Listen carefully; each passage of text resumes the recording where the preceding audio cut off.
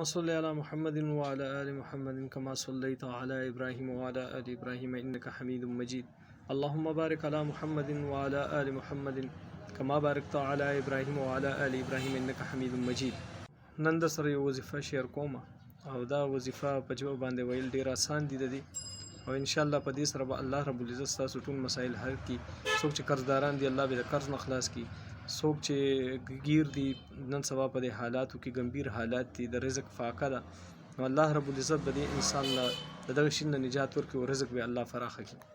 اول خو حضرت عبدالله ابن مسعود رضی الله تعالی عنه جلیل القدر صحابي دی، هغه فرمایي چې رسول الله صلی الله علیه وسلم فرمایي چې کوم انسان د شپې سورت واقعات تلاوت کوي الله رب العزت د انسان رزق چرم نه کوي.